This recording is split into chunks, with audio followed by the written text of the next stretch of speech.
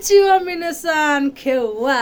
तर आज चाहिँ म के गर्छु भनेको खास चाहिँ केही छैन, तर म आफ्नो रुममा छु टक्क पारेर। तर बिहानको अहिले 9 बज्न लाग्यो। अब चाहिँ मसँग बिहान नास्ता एउटा केरा छ। सो म अब यहाँ काम गर्नेछु, मेरो काम गर्ने ठाउँ आफ्नै रुममा।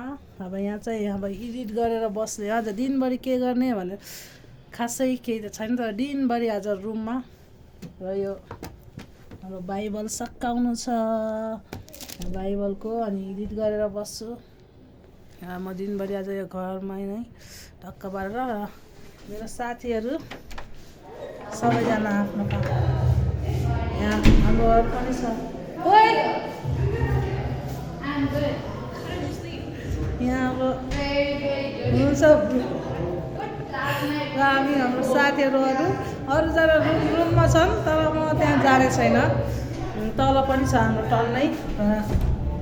हेलो साथीहरू, के छ?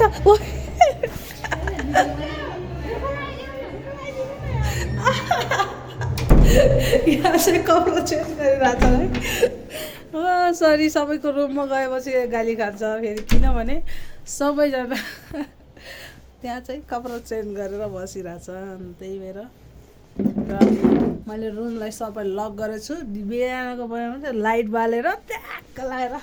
तर यहाँबाट हाम्रो टक्क पाराले घाम लाग्छ अनि यहाँबाट टक्क पाराले हाम्रो यहाँ चाहिँ यहाँबाट रुमबाट नै सारङकटको डाँडा देखिन्छ।